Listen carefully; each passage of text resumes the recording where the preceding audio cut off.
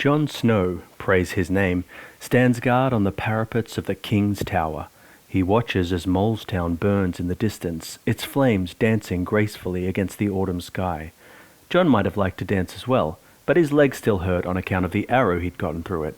Besides, dancing was for sweet summer children, and he was a man of the Night's Watch. But still, it's nice to have the option.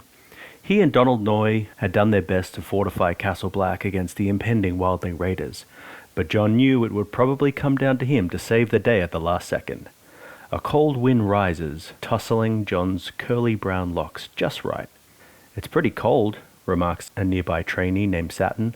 "Pfft, no it's not," replies Jon, in a clipped accent that barely conceals his genetic greatness.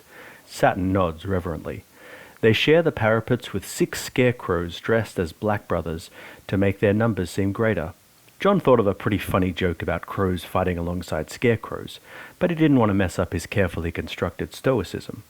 Down below, Pip and Gren were helping evacuate the last of the Molestown residents. To Jon's disappointment, they were not actual moles, but just a bunch of villagers. He found himself wondering if there were even any actual moles, or whether the town's name was purely symbolic. He pondered whether there were any advantages to warging into a mole instead of a direwolf. What did they even call a mole warg? A morgue? That didn't sound right. Then Jon remembered that Ygritte was part of the approaching raiding party, and his mole-based puzzlement was replaced by concern. "Please don't come to the battle," he longed to tell her. "Take refuge with the moles, and I will find you." Later that night, when the wildlings finally arrive at their gates, Jon is actually half relieved. It was exhausting striking the same heroic pose for hours on end, and his crutch was starting to buckle under the weight of his melancholy. He starts by no-scoping a few of the raiders, and then spies Big Boyle trying to hack down the door to Harden's tower. He is about to call out to the man, but then remembers that he'd actually betrayed the wildlings like 2 days ago. He looses an arrow at him instead, but misses.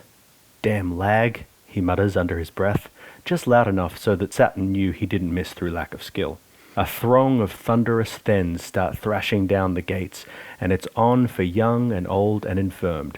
Raiders scramble over the parapets, but Jon gives them the Longclaw special and garnishes the rest with a vat of burning oil. The thens break through the gates and charge up the stairs, but the Night's Watch springs its trap.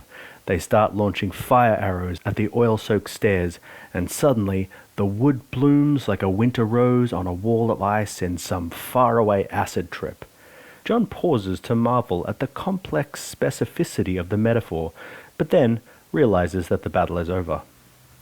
Sifting through the carnage by the gates, he finds Big Boyle lying dead beside his axe.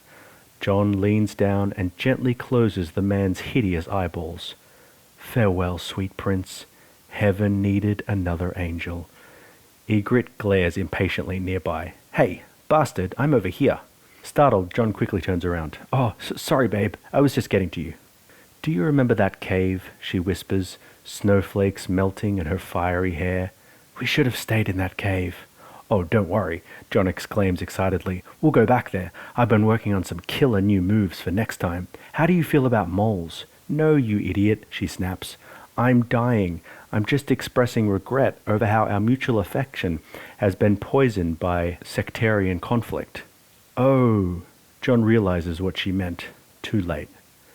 He feels sad, but not the angsty teen sadness he wears like a pair of comfy gym shorts, but a new prickly sadness that just doesn't fit right.